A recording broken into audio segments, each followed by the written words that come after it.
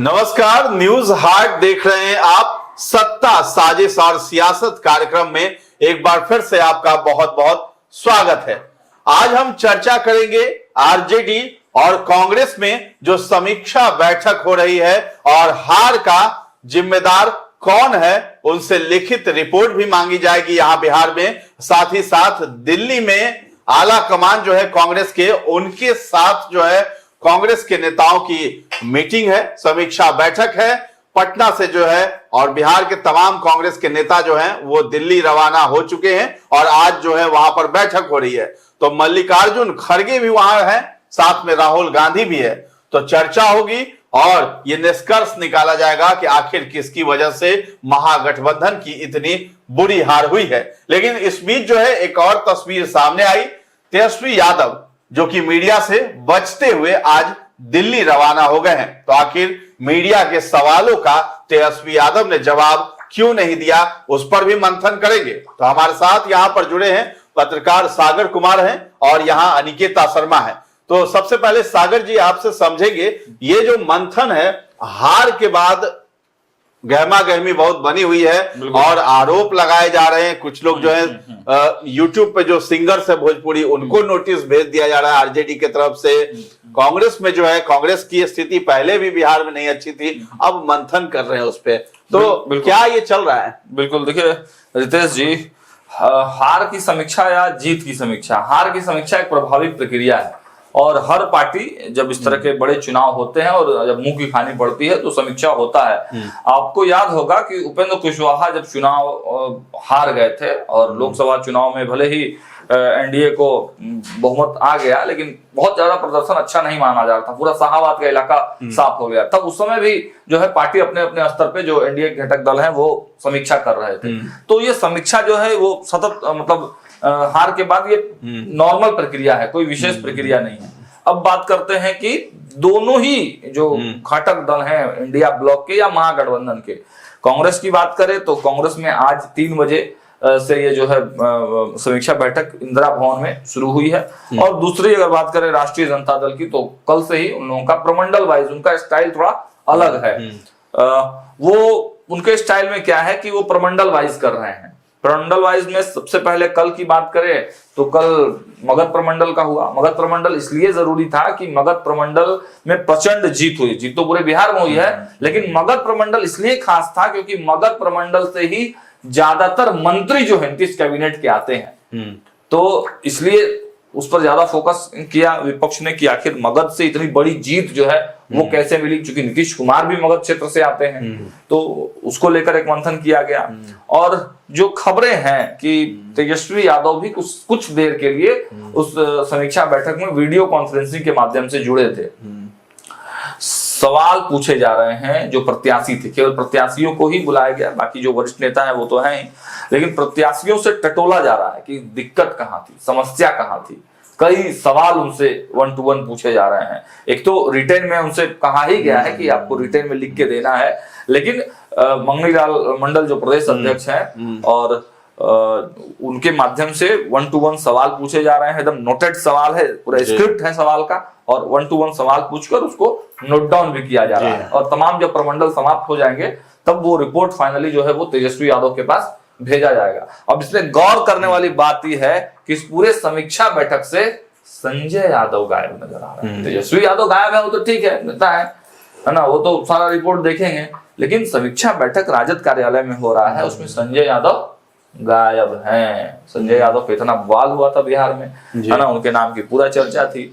Media भी उनको खोज रहा है, जहां दिखेंगे तो मीडिया भी उनसे पूछेगा। तो एक तो यह भी वजह हो सकता है, और दूसरा वजह है कि संजय यादव अगर उस मीटिंग में रहेंगे तो खुलकर बातें नहीं आ पाएंगी, क्योंकि ज्यादा जो सवाल है ना वो संजय यादव पर ही उठ रहे हैं। आरजेडी ये मानती है कि संजय यादव रहेंगे तो ज्यादा घमासान भी मचेगा, लोग खोलकर बोलेंगे नहीं, आरजेडी के मानने असल बात सामने निकल कर नहीं आएगी। हाँ, देखिए आरजेडी के एक विधायक ने बताया, जो खबरें निकल कर सामने आ रही है, हम लोग से भी ऑफ द रिकॉर्ड कई लोगों की बातचीत होती है, तो वो कह रहे हैं कि देखिए आरजेडी जो है ना कॉर्पोरेट कल्चर में आ गई थी। संजय यादव जो है उसको कॉर्पोरेट स्टाइल से चला रहे थे, और आरजेडी तो भाई लालू जी के विचारों पर चलने वाली पार्टी है, गरीबों की पार्टी है।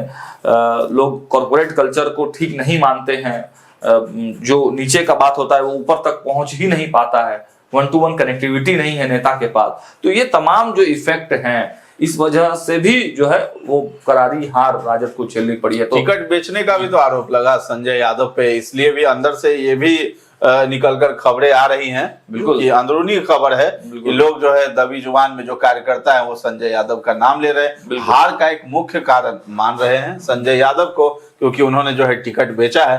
बिल्कुल, इस पे क्या कहें? बिल्कुल, देखिए बेचने वाली बात पे तो मुहर अभी तक नहीं लगा है, लेकिन हाँ, टिकट जब बंटवारा हो रहा था तो हमने देखा कि राबड़ी आवास के बाहर मदन शाह कुर्ता अपना फाड़ दिया था, आरोप लगा रहे थे कि टिकट बेचा है उन्होंने, हमने जमीन बेच करके जो है पैसा इकट्ठा किया ये सब लड़ने के लिए चुनाव, और वहां करोड़ों में कीमत लग रही, 8 करोड़ 9 करोड़, और उन्होंने ही कहा था 25 सीट से ज्यादा नहीं आएगा। एकदम सटीक बैठ गया उनका आह जो है वो, आप कह सकते हैं कि आह जो है वो एक ग्राउंड वर्कर थे वो, और काफी मेहनती थे। पिछली बार कुछ कम वोट, कई कार्यकर्ता नाराज उसमें दिखाई दे रहे थे। टिकट बंटवारे में भी हमने देखा कि बिहार के सामने एक अलग ही इमेज गई महागठबंधन की। एनडीए ने बहुत ही अच्छे तरीके से जो है सीट बंटवारा किया, उसमें थोड़ी दिक्कतें होती हैं सीट बंटवारा में, क्योंकि कई एक दल होते हैं, लेकिन एनडीए ने सॉल्व कर लिया ना, लेकिन वो अच्छे से बांट लिया उन्होंने सीट। इन लोगों का क्या है कि एक मेला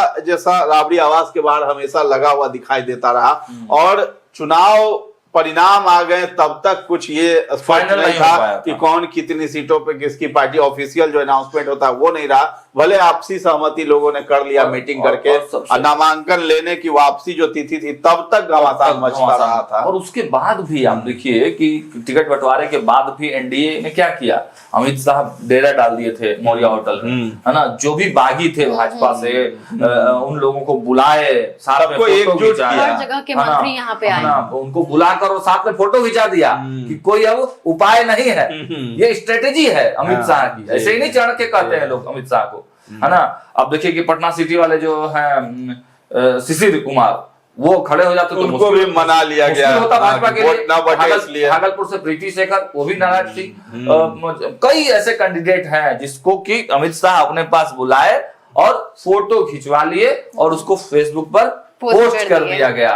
मतलब वो कैंडिडेट अब जाके बाहर में बोलेगा भी कि हमको भाजपा से कोई मतलब नहीं है, तो लोग कहेगा कि अमित शाह से काहे लगे थे मिलने के लिए, मतलब डील हो गया है ना। तो ये अमित शाह की आरजेडी इसमें कहीं ना कहीं नाकाम दिखाई दी। हाँ, क्योंकि देखिए क्या हुआ कि महागठबंधन, सभी लोग चुनाव के बाद भाजपा का जो है वो क्या सबसे स्ट्रांग पॉइंट रहा कि वो लोग हर जगह के जितने भी उन लोग के स्टेट के जो मुख्यमंत्री थे वो सभी लोग, रेखा गुप्ता से लेकर आदित्यनाथ योगी, जितने भी बड़े बड़े लोग हैं सभी लोग यहाँ मौजूद थे, रैली किए, हर चीज के लोगों से कनेक्ट करने की कोशिश किए। लेकिन यहाँ पे क्या हुआ, महागठबंधन में क्या हुआ, आप कितने लोगों को यहाँ पे लोगों से कनेक्ट करते हुए देखे, यहाँ तक कि लोग अलग अलग जगह पे जाकर शेयर कर रहे थे। अब राहुल गांधी की बात कर ले तो उनको आके बिहार में लोगों से एकदम ग्राउंड पे जाकर बात करनी चाहिए थी। कहीं ना कहीं कनेक्टिविटी जो जनता के साथ थी, ये सागर सर जो कहे कि मतलब कॉर्पोरेट वाला जो रूल यहाँ पे चल रहा था, ये बात फैक्ट है कि बॉस तक बात पहुंच ही नहीं पा रही है, बीच से ही बात फिल्टर होकर एडिट होकर जा रही है वहां तक। तो कनेक्टिविटी जब जनता के पास है ही नहीं, आप ग्राउंड पे है ही नहीं, सीधे ऊपर रहिएगा, तो जनता कहां से आपको सपोर्ट करेगी। SIR वाला भी मुद्दा आप मानते हैं कि ये उलट हो गया, जैसा राहुल गांधी ने सोचा था कि बिहार में हम एक बड़ा मुद्दा बनाएंगे SIR को लेकर के, और वोट चोरी वाला जो मामला था उसको लेकर के जो है नेशनल मुद्दा बनाएंगे और बिहार के लोग जागेंगे, और पूरी उम्मीद थी महागठबंधन की हमारी सरकार बनेगी। लेकिन यही तो नहीं, कहीं उल्टा दाव पड़ गया, और क्योंकि जितने भी मतदाता थे उनका कहीं भी ये शिकायत नहीं देखने को मिला कि हमारा नाम कट चुका है, ऐसा कहीं नहीं आया। हम लोग तो खुद ग्राउंड पे थे ना भाई, हम लोग जबकि समय भी दिया गया, कोर्ट में भी ये बातें गई SIR को लेकर के, लेकिन जो है महागठबंधन भी वैसे खुलासा नहीं कर पाया कोई घटक दल कि भाई हमारा नाम कटा है। वोट चोरी कोई मुद्दा ही नहीं था इस बिहार चुनाव में, ये भी उल्टा पड़ गया, कहीं ना कहीं खुद ही गड्ढा। राहुल गांधी लास्ट मोमेंट पे रैलियां नहीं कर रहे थे, गायब दिखाई दिए, बिहार में नहीं आए। देखिए एक और बड़ी वजह है, उसकी भी चर्चा होनी चाहिए। निकेता ने कहा कि बड़े लोग यहाँ पे मौजूद थे, कई मुख्यमंत्रियों को यहाँ बुलाया गया था, कई लोगों को जिम्मेवारी दी गई थी, तो भाजपा ऐसे ही चुनाव लड़ती है ना। भाजपा की स्ट्रेटेजी बहुत अलग है, पूरा मैनेजमेंट है चुनाव का, है ना, पूरा मैकेनिज्म के साथ उतरती है ग्राउंड पे। कांग्रेस ने भी ये प्रयास किया था अपने स्तर से, लेकिन वो बुलाए किनको, रेवंता रेड्डी को बुलाए, किनको, सिद्धारमैया को। अब असर नहीं, कोई असर नहीं, उनसे निगेटिविटी हो गया ना। रेवंता रेड्डी को बुलाया जिन्होंने बिहार के बारे में किन प्रकार के भाषा का प्रयोग किया था, ऐसे लोगों को बुलाया। तो इमरान प्रताप गढ़ी को बुलाया। तो ऐसे लोगों से जो है वो थोड़ा सा कांग्रेस मुश्किल में पड़ गई, और कांग्रेस मुश्किल में पड़ गई तो महागठबंधन मुश्किल में और अंदरूनी जो फूट फाट है वो भी बहुत ज्यादा कांग्रेस में और राजद में जो भी है देखने को मिला, चाहे वो चुनाव से पहले हो या चुनाव के बाद हो। अभी भी आप देख सकते हैं, अब जैसे यहाँ पे मुखिया ही गायब है, राजद के जो मुखिया है वही गायब है, यहाँ समीक्षा बैठक चल रही है। तो सीधा आज देखे कि किस तरीके से एयरपोर्ट पे मतलब उनको आकर एक जवाब देना चाहिए था, जनता से बात करना चाहिए था, मीडिया के थ्रू उन्हें पहुंचाना चाहिए था। लेकिन अभी तक आप देख सकते हैं कि कुछ इस प्रकार से सामने वो आके बात नहीं कर रहे हैं। तो ये भी नेगेटिव ही जा रहा है ना जनता के पास कि आप पहले तो हर जगह एयरपोर्ट पे या कहीं भी रुक रुक के बात करते थे, अचानक से देर रात में लाइव हो जाना, अचानक से प्रेस कॉन्फ्रेंस कर देना, अब अचानक से एकदम गायब हो जाना। आप देखिए किस तरीके से मुंह फेर के चले गए अचानक से। तेजस्वी यादव जो है आज वाकई एयरपोर्ट पे दिखाई दिए, दिल्ली गए, पता नहीं कहाँ गए, चर्चा है दिल्ली गए, रवाना हुए, क्योंकि पत्नी जो है बच्चों के साथ कुछ दिनों पहले 2 दिन पहले वो भी दिल्ली रवाना हुई है। तो कहाँ गए हैं इसका भी खुलासा न्यूज हाट करेगा वाकई। तो सुबह वाले कार्यक्रम में ये भी एक अंदरूनी खबर है कि जो है मतलब स्क्रिप्ट जो है पहले से तैयार है इन सभी चीजों के लिए। सुबह वाले कार्यक्रम को थोड़ा ध्यान से देखिएगा, हम बताएंगे तेजस्वी जी कहाँ हैं। तेजस्वी जी कहाँ गए, न्यूज हाट की नजर तो हर जगह है ना जी।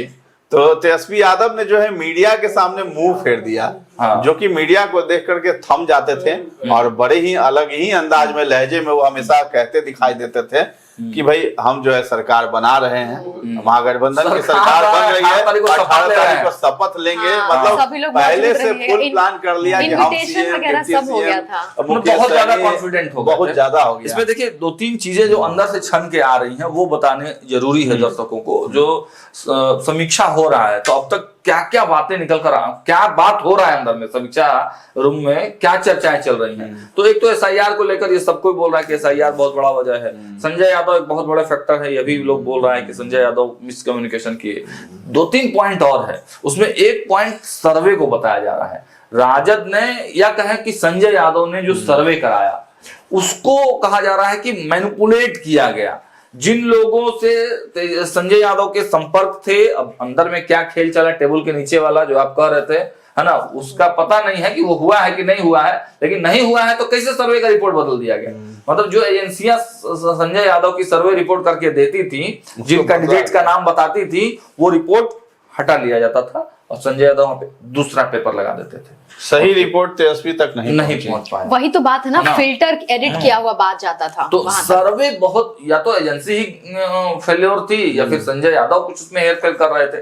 तो जो मतलब टिकट का जो बंटवारा हुआ है उसमें सर्वे टीम की बहुत मतलब शिकायत आ रही है। जो सर्वे हुआ है, अब हुआ है कि नहीं हुआ है, कि ऐसा ही कागज लगा दिया गया है, वो अलग बात है, लेकिन उसके बारे में कहा जा रहा है कि वो बहुत ज्यादा जो है वो दिक्कत वाली बात है। और तीसरा सबसे जो महत्वपूर्ण पॉइंट निकल के आया है कि जो माई बहन मान वाला जो फॉर्म भरवाया जा रहा था संजय यादव की तरफ से, घर घर जाके राजद के कार्यकर्ता नहीं थे, वो प्रोफेशनल्स थे, है ना, उनको ड्यूटी एलोकेट किया गया था, तो उनसे फॉर्म भरवाया जाता घर घर जाके। तो उनमें से कुछ लोग क्या थे कि पैसा मांग रहे थे, पैसा ले रहे थे उस फॉर्म भरवाने का, है ना, लोगों को बता रहे थे कि भाई भरिएगा तो पैसा मिलेगा, और उसके एवज में लोग घूस दे रहे थे एक तरह का। तो ये इसके वजह से भी राजद के कुछ जो निचले स्तर के जो नेता थे उनकी जो इम्पैक्टिविटी है वो निगेटिव इम्पैक्ट हुआ। तो यह भी एक बड़ा निगेटिविटी का कारण हुआ। कांग्रेस की भी बात कर लें तो वहां भी बीते दिनों जो है ये आरोप लगता हुआ दिखाई दिया कि कृष्णा लवरू हैं, राजेश राम, उन्होंने भी बहुत इसमें हेरफेर किया है, टिकट बंटवारे में उनकी भूमिका है, उन्होंने भी टिकट बेचा है, ऐसा आरोप लगा, कृष्णा लवरू पे भी लगा। और साथ ही साथ जो है अब उसी को लेकर के समीक्षा बैठक हो रही है। तो इसमें कितना दम लगता है? पप्पू यादव पे भी जो है आरोप लग गया। कांग्रेस कार्यालय में बीते दिनों जो है हंगामा हो रहा था, पप्पू यादव वहां पहुंचे शांत कराने के लिए, उनके खिलाफ भी नारेबाजी हो गई, जमीन पे बैठ गए, कार्यकर्ताओं को समझाने लगे, कांग्रेस के नाराज नेताओं को। तो आखिर ये क्या है कि टिकट चोर जो है गद्दी छोड़, ये भी नारा लगने लगा था यहाँ कांग्रेस कार्यालय में। बिल्कुल, देखिए उथल पथल तो कांग्रेस में था ही, पहले से ही था। राहुल गांधी आके थोड़ा प्रयास जरूर किए, लेकिन थक हार के जो उनको डिसीजन लेना था, जो चाह रहे थे, पहले तो आए पूरा जोश भर दिए कांग्रेस के कार्यकर्ताओं में। कांग्रेस सोचा आरजेडी से तो हम लोग नेशनल पार्टी है, आरजेडी क्या है हम लोगों के सामने। लेकिन फिर क्या हुआ, फिर धराशाही हो गए। मतलब जो कृष्णा अल्लावरू जो है, जिनको प्रभारी बना के भेजा गया था, वो उनकी एंट्री जो है वो तेजस्वी यादव के आवास पर बंद हो गई थी। आपको याद होगा बीच में पूरा घमासान एक तरह से लालू यादव कह रहे थे कि नहीं एकदम कृष्णा अल्लावरू से कोई बातचीत नहीं होगा। उन्होंने जैसे ही बिहार में आए थे ए और बी टीम की बात करने लगे थे कि हम ए टीम बन के काम करेंगे, बी नहीं बनेंगे। तो कृष्णा अल्लावरू साफ छवि के मतलब 1 to 1 वो बात करने वाले नेता, वो ताम झाम वाले नेता नहीं है। बाद में वो भी उलझते गए। उलझ गए ना। मतलब कांग्रेस यहाँ पर अपने बलबूते तो है नहीं, वो कंधे पर है तेजस्वी यादव के, लालू यादव के कंधे पर है। तो क्या था कि उसी हिसाब से मिला जुला कर ही चलना था। यहाँ पर स्वतंत्र होने के लिए पूरा एकदम उनको पावर भी दे दिया गया राहुल गांधी की तरफ से, इनमें हवा भर दिया गया। तो पूरा जोश में थे कृष्णा अल्लावरू के, हम ही हैं जो है, कांग्रेस को एकला चलो की नीति पर काम करना चाहिए। जो प्रदेश अध्यक्ष आए वो भी पूरा जोश में थे कि भाई नए नए हम बने हैं, एकदम दिखा देना है इस बार। लेकिन बीच में कांग्रेस फिर बैकफुट पर आई। आप देखेंगे कि कृष्णा अल्लावरू के को साइड करके थोड़ा सा फिर अशोक गहलोत को आगे लाया गया कि लालू यादव से बात कौन करेगा। लालू यादव से 1 to 1 सीनियर नेता को बात करने के लिए जब बात एकदम बिगड़ने लगी, लगा कि अब एकदम कृष्णा अल्लावरू के हाथ से बात निकल रही है, टूट जाएगा गठबंधन, तब जाके वहां पर अशोक गहलोत ने कमान संभाला और फिर तेजस्वी यादव को कैंडिडेट बनाया गया सीएम का, मुकेश सहनी को बनाया गया। तो मुकेश सहनी को बनाना भी इन लोगों के लिए थोड़ा मुश्किल हो गया। मुस्लिम समाज के लोग और कांग्रेस के जो वर्कर थे नाराज हो गए। वो समझने लगे कि भाई बताइए राजद जो है वो सीएम बना देगा, अब मुकेश सहनी कल के जो आए हैं वो डिप्टी सीएम हो जाएंगे। अब कांग्रेस के कार्यकर्ता क्या लगेगा, झाड़ू। तो चल भी रहा था कि केवल दरी बिछाने का काम करेंगे इस तरह का। कार्यकर्ता ही ना चुनाव लड़ता है भाई, बूथ पर कौन लड़ेगा। राजेश राम जाके राहुल गांधी तो लड़ेंगे नहीं, कार्यकर्ता ही ना घर घर जाएगा, माहौल बनाएगा, लोगों से बताएगा कि मेरा नेता ये है। तो कार्यकर्ता आपका जब मनोबल डाउन हो गया तो वहीं आप चुनाव हार गए। जबकि शुरुआत में ऐसा भी देखने को मिल रहा था कि कांग्रेस ही ज्यादा आगे चल रही थी। यहाँ पे जब आए थे, जो भी रैली वैली किए, तो उसमें तेजस्वी ही बैकफुट पे नजर आ रहे थे और अचानक से वो चीज अदला बदली। कांग्रेस उसमें लीड भूमिका में थी, लेकिन वो लीडिंग भूमिका केवल उनके रैली तक ही था, उसके बाद फुस हो गया। अब इंदिरा भवन में ये लोग बैठे हैं, लेकिन बैठे हैं तो जो 2 विरोधी गुट है कांग्रेस के अंदर, एक तो आनंद माधव का गुट है, वो पहले से ही दिल्ली में डेरा डाला हुआ है, मिलने राहुल गांधी से समय मांगा गया है मिलने के लिए। और एक गुट आपको आदित्य पासवान जो कल राजेश राम और कृष्णा अल्लावरू का पुतला फूंक रहे थे। तो ये दोनों गुट को मनाएंगे कि क्या करेंगे, पहले इन लोगों को तो शांत कर लेना चाहिए, इन लोगों से थोड़ा समझ लेना चाहिए, बतिया लेना चाहिए, उसके बाद समीक्षा बैठक करते। अब उस समीक्षा बैठक में पप्पू यादव भी रहेंगे। तो जो कांग्रेस के जो हार्डकोर वर्कर हैं, अब मान लीजिए संजय यादव अगर इस बैठक में रहते, जिस बैठक की हम लोग चर्चा कर रहे हैं राजद में, तो खुल के बातें आती हैं, कभी नहीं आएगा। संजय यादव को सामने बैठा के कौन उनके खिलाफ बोलेगा, नहीं बोलेगा। जिन पर आरोप है ना, उनको सामने बैठा दीजिएगा तो कौन बोलेगा उनके खिलाफ डायरेक्टली। धीरे से बोलो बोल देगा कि हाँ भाई हमको संजय यादव से दिक्कत था ऐसे। लेकिन अब पप्पू यादव को बुला लिया गया है। तो अब देखिए आरजेडी में भी कहा जा रहा है, लिखित में जो मांगा गया है कि हार का जिम्मेदार कौन है, तो उसमें भी जब ये मंथन हो जाएगा, 2 चरणों में मंथन है, 9 दिसंबर तक ये होगा, तो उसके बाद छटनी भी किया जाएगा। आरजेडी से कई एक लोगों को बाहर निकाला जाएगा, जिस तरीके से कांग्रेस में भी लोगों को नोटिस दिया गया है। कांग्रेस में तो बहुत लोग खुद से भी इस्तीफा दे रहे हैं, तो कोई कुछ कर रहे हैं। ये भी कांग्रेस में डर बना हुआ है कि जो 6 विधायक हैं वो टूट सकते हैं, एनडीए के साथ जा सकते हैं। अब देखिए ना कि नीतीश मंत्रिमंडल अगर ध्यान से देखिएगा तो भाजपा और जदयू के मंत्रियों के बीच में डिफरेंसेस है ना भाई। 8 मंत्री नीतीश जी का है, भाजपा का ज्यादा है, तो इसलिए छोड़ा गया है। ये सोच के भी कांग्रेस थोड़ा डर रही है और इसीलिए इतना जल्दी समीक्षा बैठक भी बुलाया गया है। ठीक है कि कम से कम विधायक जो 6 को है वो तो न टूट जाए। कम से कम बचा हुआ रहे। 4 विधायकों की टूटने की खबर है, हम बता दे रहे हैं एकदम परफेक्ट। 4 विधायक जो है वो जा सकते हैं। आज अब किसके साथ जाएंगे, एनडीए के साथ, किसी के साथ जा सकते हैं, लेकिन ज्यादा चांस सही बोला आपने जदयू के पाले में ही जाएगा, क्योंकि जदयू को बड़ा भाई बनना है ना जी। तो आज के समीक्षा बैठक में कुछ करिश्माई वाक्य वहां अगर कुछ बोले जाएंगे, बांध उंध दिया जाएगा, मंत्र से उनको झाड़ फूक दिया जाएगा, तब हो सकता है वो बच सकते हैं। हाँ, तब वो बचेंगे। नहीं तो 4 गो तो खेल होता है।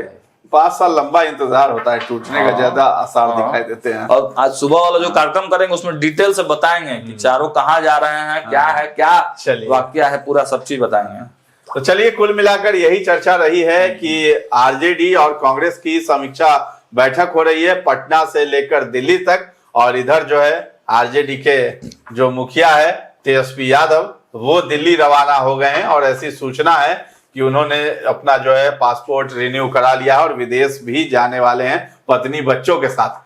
कितना इसमें सच्चाई है आने वाले समय में पता चल जाएगा, लेकिन आरजेडी और कांग्रेस बहुत ज्यादा आहत है। जो हार हुई है उसको वो लोग पचा नहीं पा रहे हैं, और इसी के लिए समीक्षा बैठक की जा रही है। तो फिलहाल इस कार्यक्रम को हम लोग यहीं पर विराम देते हैं। कैसा लगा है ये प्रोग्राम सत्ता, साजिश और सियासत, हमें कमेंट सेक्शन में जाकर के जरूर बताइएगा। और अभी तक हमारे चैनल को आपने सब्सक्राइब नहीं किया है तो जरूर कर लें। धन्यवाद।